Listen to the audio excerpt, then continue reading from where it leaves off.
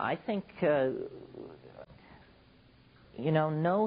I think that we hardly have an inkling as to the real nature of the world and the real history of life on this planet. And, we don't know how narrowly channeled the manifestation of organic intelligence is. Does it always have to be in a body? Does it always have to be in a body that stands upright with binocular vision?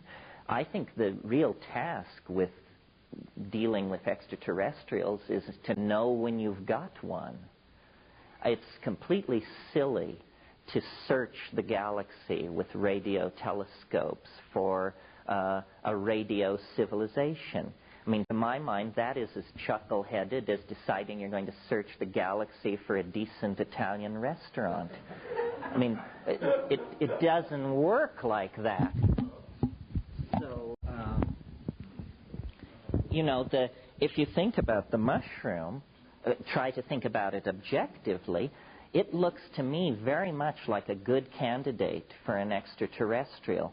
First of all, DNA has been known to us only since 1950, less than a century, and we're already involved in this thing called the Human Genome Project.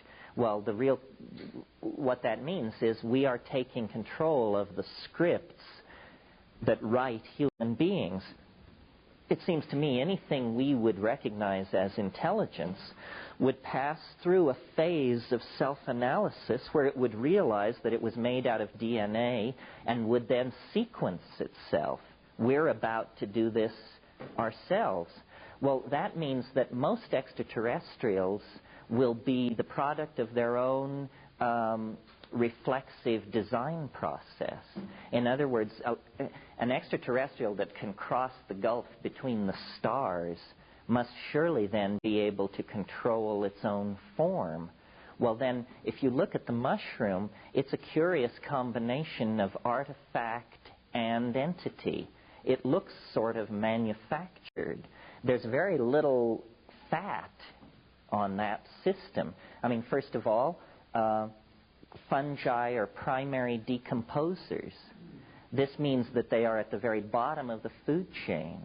This makes the kind of vegetarianism espoused by Buddhists look like an orgy of slaughter, because if you're at the very bottom of the food chain, that is the only place that is absolutely karma-free. So there's the mushroom occupying the karma-free position in the food chain. Well, then it's, we've been reading about these huge mycelial clones spread under acres of soil in Michigan and Wyoming. Well, those things, what that is that's a cobweb-like network, and in the case of a psilocybin species, filled with neurotransmitter-like compounds. Can you imagine how many synaptic clamps there must be in a 1,500-acre mushroom clone? If brain size is any relationship to intelligence, then hang on, Hannah, because it means that this thing spread through the forests of the Midwest has, a brain approximate in weight to a couple of dozen gray whales. The other thing is then the spore looks perfectly designed to sustain itself in outer space. If you want to store spores for longevity, you create conditions as close to the conditions in outer space as you possibly can. High vacuum, very low temperature. The casing of a spore is one of the most electron-dense organic materials in nature, so electron-dense that it approximates a metal. Well, global currents can form on the quasi-metallic surface of an airborne spore, and they act as a further repellent for hard radiation. So, and percolating through the galaxy at an ordinary rate typical of stellar material, a mushroom species could percolate from one side of the galaxy to the other in under 400,000 years. Well, that's lightning speed compared to the size and age of the universe. If we were to gain the power to design ourselves, I think after a whole bunch of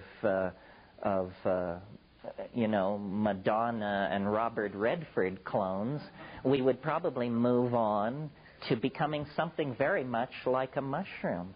It's, mild, it's non-invasive, it's at the bottom of the food chain, it's virtually immortal, it's laden with neurotransmitters, and it's living in the imagination.